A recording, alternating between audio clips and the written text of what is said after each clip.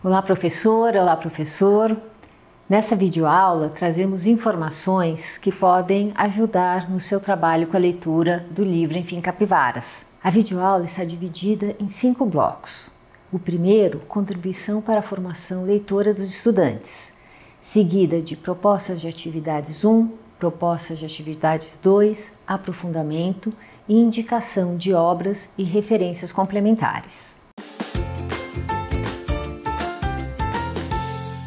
E como esta obra contribui para a formação leitora dos estudantes? O Enfim Capivaras oferece a chance de acompanharmos os estudantes por um novo universo criado pela autora Luisa Geisler, que vai dar voz, resignação, vibração a 5 jovens adolescentes. Assim, a literatura jovem e pulsante da autora parece dirigir-se diretamente, sem intermediário, ao leitor, também jovem. A linguagem empregada pela autora, nas falas e nas reflexões das personagens, revela as inquietações comuns da juventude. Assim, lemos as indagações, as ambiguidades, as vulnerabilidades e as suspeitas daqueles que começam a formular as primeiras manifestações sobre a vida e o seu entorno. A escritora elabora o enredo com recursos simples, como a suspeita entre amigos, o roubo de uma capivara, a necessidade de resgatá-la.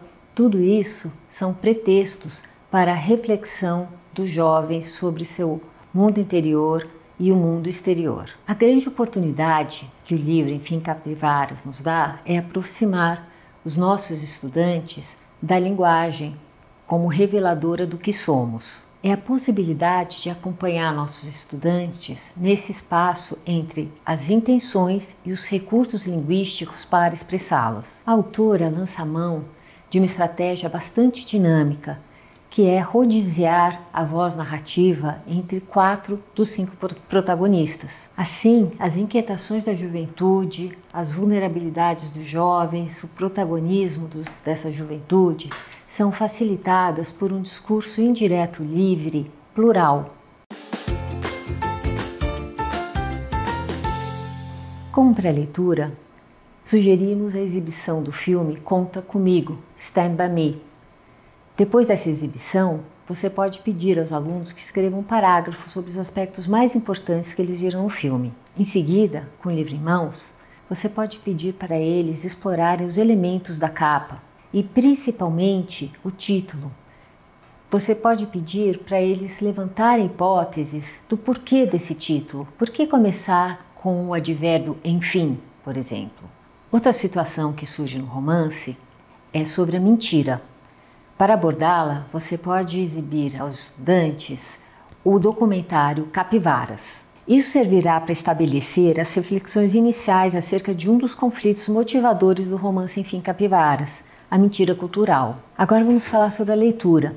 Aqui vocês vão encontrar sugestões de como conduzir a leitura de Enfim Capivaras. Uma possibilidade é dividir a leitura em 12 partes, como está dividido o livro.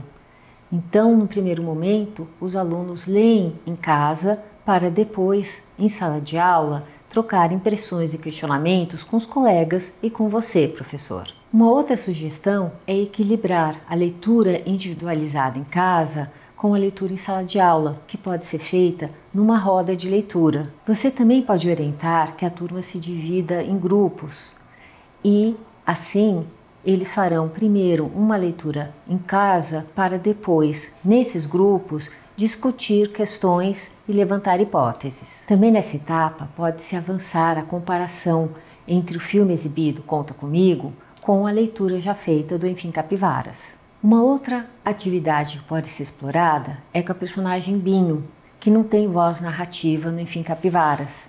Nessa etapa, você pode pedir aos alunos que anotem as falas e as situações em que Binho aparece, para que no trabalho pós-leitura eles possam desenvolver uma ideia em que Binho seja narrador. No trabalho de pós-leitura, você pode orientar os alunos que, após a recolha das anotações, componham 2 ou 3 cenas em que Binho narre em primeira pessoa as suas inquietações, as suas angústias, aquilo que ele não falaria para os seus amigos enfim, que ele seja o protagonista, usando um vocabulário que seja condizente com as suas características apresentadas no livro. A Chapada do Pituna é um espaço fictício criado pela autora Luisa Geisler, mas fica claro que está inserido no bioma do Cerrado. Assim, o Cerrado, desmatamento, queimadas, o agronegócio são temas que serão trabalhados nessas atividades. Nessa etapa de pré-leitura, os componentes curriculares que entrarão serão Geografia e Biologia. São esses componentes que guiarão as pesquisas sobre cerrado, desmatamento, queimadas e agronegócio. Nessa etapa de leitura, sugerimos algumas atividades que pode começar com uma mais leve, em que os estudantes sejam desafiados a encontrar no mapa a fictícia Chapada do Pituna. A segunda atividade tem como foco o agronegócio. A partir de um trecho em que as personagens Nick e Léo discutem sobre o agronegócio, você pode orientar os alunos a fazerem pesquisas sobre esse tema e, em seguida, promover um debate entre dois pontos de vista. Aquele que Léo defende, que é o negócio da família dele, o agronegócio, e aquele que a Nick defende, que é considerando as consequências dessa atividade. Como pós-leitura, sugerimos uma apresentação dos frutos desse trabalho, dessas pesquisas, para toda a comunidade escolar. Para isso, os estudantes produzirão textos que precisam ser adequados à forma que escolherem como divulgação desse trabalho. Podem ser podcasts, seminários, mesas de debate, etc. Como vimos, Enfim Capivaras é um romance que tem marcas de contemporaneidade. Entre eles, vamos falar da polifonia, do hibridismo e da linguagem.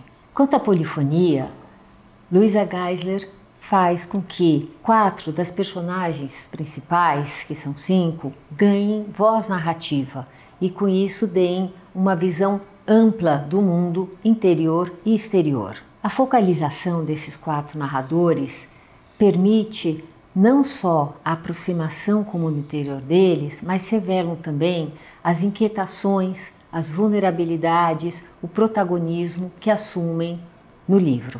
Quanto à linguagem, não podemos esquecer que a autora escolheu uma linguagem informal com viés fortemente marcado pela oralidade. Por isso, explorou uma sintaxe quebrada, fragmentada e um vocabulário em que gírias e palavrões estão muito bem contextualizados para criar e dar verossimilhança às personagens. Exatamente por isso, trata-se de uma linguagem caótica, fragmentada, mas também ágil e dinâmica.